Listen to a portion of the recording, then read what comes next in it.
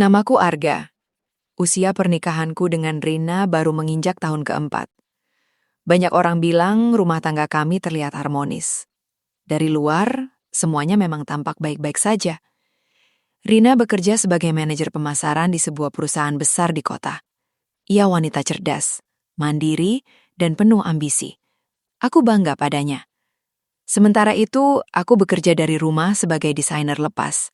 Pekerjaanku fleksibel. Aku lebih sering berada di rumah, mengurus hal-hal kecil yang tak sempat Rina lakukan. Awalnya, aku menikmati ritme seperti ini. Bangun pagi, menyiapkan sarapan sederhana, melepas Rina dengan senyum dan doa, lalu kembali ke ruang kerja kecil di sudut rumah. Rumah itu bukan rumah mewah, tapi cukup nyaman. 2 lantai, cat yang mulai sedikit pudar, dan halaman kecil di depan dengan 1 pohon kamboja yang ditanam Rina saat kami pertama pindah. Ia selalu bilang pohon itu simbol ketenangan. 3 bulan lalu, Bu Ratna, ibu Rina, datang tinggal bersama kami. Ayah mertua sudah lama meninggal. Sejak itu, Bu Ratna tinggal sendiri di kota asalnya. Rina khawatir ibunya kesepian, jadi kami sepakat membawanya tinggal sementara di rumah kami. Cuma sampai ibu merasa lebih baik, kata Rina waktu itu. Aku tak keberatan. Bu Ratna sosok yang lembut dan penuh perhatian. Sejak beliau datang, rumah terasa lebih hidup. Ada suara televisi di pagi hari, aroma masakan rumahan yang hangat, dan percakapan kecil di meja makan. Awalnya semua berjalan wajar. Setiap pagi Rina berangkat kerja pagi. Aku biasanya masih duduk di ruang makan menyelesaikan kopi. Bu Ratna akan keluar dari dapur sambil tersenyum. "Kerja jangan terlalu dipaksakan, Ga," katanya lembut. Aku hanya tertawa kecil. "Iya, Bu." Ia sering bercerita tentang masa muda Rina, tentang bagaimana Rina kecil sangat keras kepala tapi penyayang. Cerita-cerita itu membuatku merasa lebih dekat dengan keluargaku sendiri. Hari-hari berlalu dengan pola yang sama. Rina sibuk, sering pulang malam, aku dan Bu Ratna lebih sering berbincang. Kadang hanya soal resep masakan, kadang tentang berita di televisi, kadang tentang kehidupan. Disinilah semuanya mulai berubah, walau saat itu aku belum menyadarinya. Suatu sore hujan turun deras. Rina mengabari bahwa ia harus lembur. Aku menutup laptop lebih cepat dari biasanya. Suasana rumah terasa sunyi, hanya suara hujan dan detak jarum jam. Bu Ratna duduk di ruang tengah memandang keluar jendela. Wajahnya terlihat sedih. "Kenapa, Bu?" tanyaku. Beliau tersenyum tipis. "Ibu cuma teringat almarhum bapaknya Rina. Dulu kalau hujan begini, kami selalu minum teh hangat bersama." Aku terdiam. Ada kesedihan yang begitu nyata di matanya. Tanpa sadar, aku duduk lebih dekat. Kami berbicara lebih lama dari biasanya. Tentang kehilangan, tentang kesepian, tentang betapa sunyinya rumah jika hanya dihuni 1 orang. "Sepi itu berat, Ndah," ucapnya pelan. Kadang orang tidak tahu rasanya sampai benar-benar mengalaminya. Kalimat itu entah kenapa terasa menembis dadaku. Aku sendiri sebenarnya juga merasa sesuatu yang serupa. Sejak Rina makin sibuk, kami jarang punya waktu berbincang lama. Semua terasa terburu-buru. Kadang aku ingin bercerita, tapi Rina sudah terlalu lelah untuk mendengar. Aku tak pernah menyalahkannya. Aku tahu ia bekerja keras untuk masa depan kami, namun ada ruang kosong yang perlahan tumbuh di antara kami. Ruang yang tak pernah kami bicarakan. Dan di rumah itu, di siang yang panjang dan sore yang hening, ruang kosong itu seakan terisi oleh percakapan-percakapan kecil bersama Bu Ratna. Kami mulai memiliki kebiasaan minum teh sore bersama. Awalnya hanya kebetulan, lalu menjadi rutinitas. Kami duduk berdampingan di teras, berbagi cerita. Bu Ratna sering memujiku. "Kamu suami yang sabar, tidak semua pria mau mengalah seperti kamu." Aku tersenyum, tapi pujian itu entah kenapa terasa berbeda. Terasa hangat, terasa dibutuhkan. Suatu hari aku menyadari sesuatu yang membuatku gelisah. Aku mulai menunggu waktu sore, menunggu suara langkah Bu Ratna dari dapur, menunggu percakapan-percakapan kecil yang membuat rumah terasa tidak terlalu sepi. Aku mencoba mengabaikan perasaan itu. Aku meyakinkan diri bahwa ini hanya rasa simpati, hanya hubungan menantu dan mertua yang akrab, tidak lebih. Namun ada momen-momen kecil yang membuat jantungku berdetak lebih cepat. Tatapan mata yang terlalu lama, keheningan yang terasa canggung, atau senyum yang bertahan beberapa detik lebih panjang. Aku tahu ini tidak seharusnya, tapi aku juga tahu aku belum melakukan apa-apa yang salah. Semua masih dalam batas. Setidaknya itulah yang ingin ku percaya. Suatu malam ketika Rina pulang lebih cepat dari biasanya, aku melihat Rina dan ibunya tertawa di ruang tengah. Wah, kelihatannya akrab sekali, katanya sambil tersenyum. Nada suaranya ringan, tidak ada kecurigaan, tidak ada tanda bahaya. Namun entah kenapa jantungku berdebar tidak nyaman. Aku baru sadar sesuatu yang menakutkan. Kenyamanan bisa menjadi awal dari kesalahan, dan rumah yang terlihat sempurna dari luar belum tentu benar-benar utuh di dalamnya. Saat itu aku masih berpikir semuanya terkendali. Aku belum tahu bahwa kesepian kecil yang tak pernah kami ceritakan perlahan akan menuntunku pada keputusan terbesar dalam hidupku. Dan mungkin pada penyesalan yang tak pernah kubayangkan sebelumnya. Perubahan itu tidak langsung terasa besar. Ia datang perlahan, seperti bayangan yang memanjang ketika matahari mulai turun. Awalnya samar, lalu semakin jelas. Aku mulai menyadari bahwa aku terlalu memperhatikan hal-hal kecil tentang Bu Ratna. Cara beliau menyeduh teh dengan hati-hati, cara ia selalu menanyakan apakah pekerjaanku berjalan lancar, bahkan caranya menyebut namaku, Arga, dengan nada lembut yang membuatku merasa dihargai. Di sisi lain, hubunganku dengan Rina justru terasa makin berjarak. Beberapa minggu terakhir, Rina semakin sering pulang larut. Proyek barunya menyita hampir seluruh waktunya. Ponselnya tak pernah lepas dari tangan. Bahkan saat makan malam, ia lebih sering menatap layar dibandingkan menatapku. Aku capek sekali hari ini, katanya suatu malam sambil menjatuhkan tas kerja ke sofa. Aku ingin bercerita tentang klien yang membatalkan kontrak sepihak, tentang betapa frustasinya aku menata ulang rencana keuangan bulan ini. Tapi melihat wajahnya yang lelah, aku mengurungkan niat. Nanti saja, pikirku. Dan nanti itu tak pernah benar-benar datang. Justru tanpa kusadari, aku mulai banyak bercerita pada Bu Ratna. Suatu sore, listrik di rumah sempat padam. Hujan deras kembali turun, seperti beberapa minggu lalu. Aku dan Bu Ratna duduk di ruang tengah dengan cahaya temaram dari lilin kecil. "Apa kamu bahagia, Arga?" tanyanya tiba-tiba. Pertanyaan itu membuatku terdiam. "Tentu saja," jawabku cepat. "Aku dan Rina baik-baik saja." Bu Ratna menatapku lama, seolah bisa membaca sesuatu yang tak kuucapkan. "Ibu hanya tidak ingin kamu memendam sesuatu sendirian." Aku menghela nafas. Entah kenapa dalam gelap seperti itu, aku merasa lebih jujur. Aku cuma merasa tidak terlalu dibutuhkan akhir-akhir ini. Kaku pelan. Rina sangat sibuk. Kadang aku merasa seperti hanya pelengkap di rumah ini. Hening beberapa detik. Lalu tangan Bu Ratna menyentuh lenganku. Ringan, tapi cukup untuk membuat nafasku tercekat. "Kamu tidak pernah jadi pelengkap," ucapnya lembut.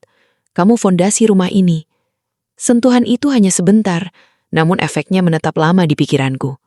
Malam itu untuk pertama kalinya aku merasa ada batas yang mulai berkabut. Beberapa hari kemudian, sesuatu terjadi. Rina pulang lebih cepat tanpa memberi kabar. Aku sedang di dapur bersama Bu Ratna. Kami tertawa karena aku gagal memotong bawang dengan rapi. Tiba-tiba, pintu depan terbuka. "Assalamualaikum," suara Rina terdengar. Aku dan Bu Ratna saling menatap sejenak. Refleks yang entah kenapa terasa seperti sedang menyembunyikan sesuatu. "Waalaikumsalam," jawabku cepat. Rina berdiri di ambang pintu dapur. Tatapannya menyapu kami berdua. "Kalian lagi apa?" "Masak bareng," jawab Bu Ratna santai. Rina tersenyum tipis, tapi ada sesuatu di matanya. Bukan marah, bukan curiga, lebih seperti memperhatikan. Malam itu suasana makan terasa berbeda. Rina tidak banyak bicara. Sesekali ia menatapku, lalu menatap ibunya. Dan untuk pertama kalinya aku merasa bersalah, padahal belum ada apa-apa. Konflik sebenarnya muncul 2 hari setelahnya. Tanpa sengaja aku mendengar Rina berbicara dengan temannya lewat telepon. "Iya, akhir-akhir ini mereka kelihatan dekat banget," katanya pelan dari kamar. Aku sih percaya sama Arga, cuma ya entahlah. Jantungku berdegup keras, jadi Rina mulai menyadarinya. Malam itu aku sulit tidur. Aku memandangi langit-langit kamar, merasa terjebak di antara dua rasa, kebutuhan untuk dihargai dan ketakutan kehilangan semuanya. Keesokan harinya, Bu Ratna menghampiriku di teras. "Kamu kenapa terlihat gelisah?" tanyanya. Aku ragu sejenak lalu berkata, "Rina mulai merasa ada yang aneh." Wajah Bu Ratna berubah pucat. "Ibu tidak pernah bermaksud." "Saya tahu, Bu," potong cepat. "Saya juga." Kami terdiam. Hujan kembali turun, seolah menjadi saksi bisu percakapan-percakapan yang tak seharusnya terlalu dalam. "Apa sebaiknya ibu pindah saja?" katanya lirih. Kalimat itu seperti petir di siang bolong. Jika beliau pergi, mungkin semuanya kembali normal. Tapi entah kenapa, ada rasa takut kehilangan yang justru muncul. Dan disitulah aku sadar, aku sudah terlalu nyaman. Konflik ini bukan lagi soal kesepian, ini tentang batas yang perlahan berkabut. Aku menghadapi dua kemungkinan yang sama-sama menakutkan, mengakhiri kedekatan ini dan kembali pada jarak yang dingin, atau membiarkannya terus tumbuh dan menghancurkan rumah tanggaku. Untuk pertama kalinya, aku merasa benar-benar berada di ujung jurang, dan aku belum tahu langkah mana yang akan kuambil. Malam itu aku duduk sendirian di ruang kerja, menatap layar laptop yang kosong. Kursor berkedip-kedip tanpa henti seperti mengingatkan bahwa waktu terus berjalan, sementara aku terdiam dalam kebimbangan. Aku tahu satu hal, jika aku tidak segera mengambil sikap, semuanya akan meluncur ke arah yang tak bisa lagi aku kendalikan. Pagi berikutnya, Rina berangkat kerja tanpa banyak bicara. Ia hanya tersenyum singkat dan berkata, "Jaga rumah ya." Kalimat sederhana itu justru terasa seperti amanah besar. Aku berdiri di depan pintu yang baru saja tertutup, memandangi bayangan diriku di kaca. Wajahku terlihat lelah, bukan karena pekerjaan, tapi karena pikiran yang terus bertarung. Hari itu, aku menetapkan satu tujuan dalam hati. Aku harus mengembalikan semuanya ke tempat yang semestinya. Aku tidak ingin menjadi pria yang kehilangan keluarganya hanya karena tidak mampu menjaga batas. Siang harinya, aku menghampiri Bu Ratna yang sedang menyiram tanaman di halaman. "Bu, saya ingin bicara," kataku pelan. Beliau menoleh, wajahnya tampak tenang, namun matanya menyimpan kegelisahan yang sama denganku. "Kita harus menjaga jarak," ucapku akhirnya, sebelum semuanya benar-benar salah. Beberapa detik hening, Bu Ratna mengangguk perlahan. Ibu juga merasakan hal yang sama. Ini tidak boleh berlanjut. Ada rasa lega sekaligus perih ketika mendengar kesepakatan itu. Sejak hari itu, kami mencoba bersikap lebih formal. Tidak ada lagi teh sore berdua, tidak ada lagi percakapan panjang tentang kesepian. Jika berbicara, seperlunya saja. Namun ternyata menjaga jarak tidak semudah yang kukira. Rumah terasa canggung, hening yang dulu hangat kini berubah menjadi dingin. Setiap kali kami berpapasan di lorong, ada rasa kikuk yang tak terucap. Dan justru karena kami berusaha menjauh, aku semakin sadar betapa aku telah terlibat secara emosional. Rintangan berikutnya datang dari Rina. Suatu malam, ia duduk di sampingku di tempat tidur. "Aku merasa ada yang berubah," katanya pelan. Jantungku bergetar. "Berubah bagaimana?" Tanyaku berusaha terdengar tenang. "Kamu terlihat jauh. Ibu juga jadi lebih pendiam. Ada apa sebenarnya?" Aku ingin berkata jujur saat itu juga, ingin mengakui bahwa aku sempat goyah, bahwa aku hampir terseret terlalu jauh dalam kedekatan yang tidak seharusnya. Tapi kata-kata itu tertahan di tenggorokan. "Tidak ada apa-apa," jawabku akhirnya. "Mungkin cuma suasana saja." Rina menatapku lama, seolah mencari celah kebohongan. "Aku cuma tidak mau kehilangan kamu," katanya lirih. Kalimat itu menghantamku lebih keras dari apapun. Aku merasa bersalah, sangat bersalah. Malam itu, untuk pertama kalinya setelah sekian lama, aku memeluk Rina lebih erat. Aku ingin merasakan kembali alasan mengapa aku menikahinya. Mengapa aku dulu memilihnya di antara banyak pilihan hidup. Namun memulihkan sesuatu ternyata tak bisa instan. Hari-hari berikutnya menjadi ujian berat. Rina mulai lebih sering berada di rumah, mungkin karena merasa ada yang tidak beres. Sementara Bu Ratna semakin menjaga jarak dariku. Situasi itu membuat suasana rumah seperti ladang ranjau. Satu kesalahan kecil saja bisa memicu ledakan emosi. Suatu sore Rina mendadak meminta izin melihat ponselku. "Aku cuma penasaran," katanya berusaha terdengar santai. Tanganku gemetar sesaat. Tidak ada pesan mencurigakan, tidak ada bukti apapun, tapi rasa takut tetap muncul. Ia memeriksa sebentar lalu mengembalikan ponsel itu. "Maaf, aku mungkin terlalu curiga." Aku mengangguk, tapi dalam hati aku tahu, kepercayaan itu sudah retak meski belum pecah. Tujuanku kini berubah, bukan hanya menjaga jarak dari Bu Ratna, tapi juga mengembalikan kepercayaan Rina sepenuhnya. Aku mulai lebih sering mengajak Rina makan malam di luar. Aku menemaninya bercerita tentang pekerjaannya, aku berusaha hadir secara utuh. Namun setiap kali melihat Bu Ratna sendirian di teras, menatap langit senja dengan wajah murung, ada rasa perih yang sulit dijelaskan. Apakah aku sedang menyelamatkan rumah tanggaku atau justru menyakiti seseorang yang juga rapuh? Konflik ini bukan lagi soal benar atau salah. Ini tentang tanggung jawab. Dan semakin aku berusaha memperbaiki semuanya, semakin aku sadar bahwa luka yang tak terlihat tetap meninggalkan bekas. Suatu malam, aku mendengar percakapan antara Rina dan ibunya dari balik pintu kamar. Ibu, jujur saja, ada sesuatu antara ibu dan Arga. Suara Rina bergetar. Duniaku seakan berhenti. Aku berdiri di lorong, menahan nafas. Inilah rintangan terberat yang kutakuti. Jika satu jawaban saja meluncur dengan nada yang salah, semuanya akan beruntuh. Dan aku tahu, apapun yang terjadi setelah ini, hidupku tidak akan pernah sama lagi. Aku berdiri membeku di lorong. Nafasku tertahan. Telingaku menangkap setiap getar suara dari dalam kamar. Ibu, jujur saja, ada sesuatu antara ibu dan Arga. Suara Rina bergetar, seperti benang yang hampir putus. Hening. Hening yang terasa lebih menakutkan daripada jawaban apapun. Ibu hanya merasa Arga saring sendirian, jawab Bu Ratna. Akhirnya kami sering berbincang, itu saja. Itu saja? Rina mengulang pelan. Ada nada kekecewaan yang tak bisa ia sembunyikan. Aku memenjamkan mata. Kata itu saja terasa begitu tipis, padahal di baliknya tersimpan perasaan yang terlalu rumit untuk dijelaskan. Aku tak sanggup lagi menjadi pendengar di balik pintu. Dengan langkah berat, aku masuk ke kamar. Rina dan Bu Ratna sama-sama menoleh ke arahku. Tatapan mereka seperti dua cermin yang memantulkan rasa bersalahku sendiri. Kita perlu bicara, kataku serak. Bu Ratna bangkit dari tempat duduknya. Ibu keluar dulu. Tunggu Bu, ujar Rina cepat. Jangan ada yang pergi sebelum aku tahu semuanya. Jantungku berdegup keras, inilah saat yang selama ini kuhindari. Rina menatapku langsung, aku tidak butuh cerita panjang. Aku cuma ingin tahu apa aku harus takut kehilangan suamiku sendiri di rumah ini. Kalimat itu menusuk lebih dalam daripada tuduhan. Aku membuka mulut, tapi kata-kata terasa berantakan. Semua usahaku menjaga jarak, semua niatku memperbaiki keadaan, tiba-tiba terasa sia-sia. Aku tidak pernah berniat mengkhianatimu. Akhirnya, tapi aku juga tidak bisa bohong. Aku sempat merasa terlalu nyaman. Air mata Rina menggenang di matanya. Nyaman? Ia mengulang. Itu kesalahanku. Lanjutku cepat. Aku merasa tidak didengar. Aku merasa sendirian. Tapi itu bukan alasan. Aku salah karena membiarkan kedekatan itu tumbuh. Ruangan itu terasa sesak. Bu Ratna menunduk. Semua ini juga kesalahan ibu. Ibu terlalu larut dalam kesepian. Rina terduduk di tepi ranjang.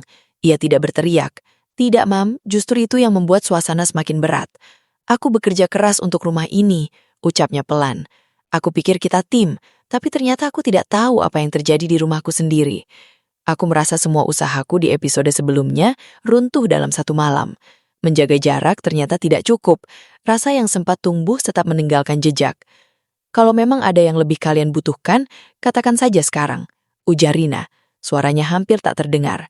Aku tidak mau hidup dalam bayang-bayang. Itulah momen ketika aku menyadari bahwa semua jalan yang kucoba tempuh telah gagal. Menjauh, diam-diam gagal. Menyembunyikan rasa gagal. Memperbaiki tanpa kejujuran juga gagal. Kini hanya tersisa satu pilihan terakhir. Pilihan yang paling sulit. Aku harus memilih dengan tegas. Bukan setengah hati. Bukan abu-abu. Aku menarik nafas panjang. Bu, kataku pelan pada Bu Ratna. Mungkin sudah waktunya ibu kembali ke rumah lama. Bukan karena kami tidak peduli, tapi karena kami harus menyelamatkan rumah tangga ini. Wajah Bu Ratna memucat, namun ia mengangguk perlahan. Rina menatapku terkejut. Aku memilih kamu, kataku menatap istriku. Tapi memilih kamu, berarti aku harus berani menghilangkan kenyamanan yang salah. Air mata Rina jatuh tanpa suara. Namun keputusan itu belum menyelesaikan semuanya. Rina berdiri dan berjalan menjauh dariku. Aku butuh waktu, katanya lirih sebelum keluar kamar. Malam itu, rumah yang dulu terasa hangat berubah menjadi ruang penuh jarak. Aku duduk sendirian di ruang tengah, memandangi foto pernikahan kami yang tergantung di dinding. Senyum kami di foto itu tampak polos, penuh keyakinan. Kini keyakinan itu sedang diuji. Besok Bu Ratna akan pergi, tapi apakah kepergiannya cukup untuk memulihkan kepercayaan yang sudah retak? Aku tidak tahu. Yang ku tahu hanya satu. Aku telah mengambil pilihan paling sulit dalam hidupku, dan sekarang aku harus menanggung seluruh konsekuensinya. Pagi itu terasa lebih sunyi dari biasanya. Koper kecil milik Bu Ratna sudah terletak di dekat pintu.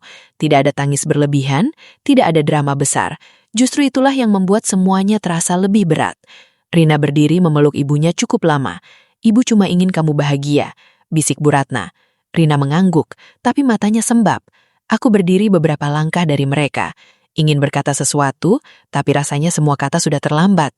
Sebelum keluar, Bu Ratna menatapku. Tatapan itu tidak lagi menyimpan kehangatan yang membingungkan, hanya ada penyesalan dan pengertian.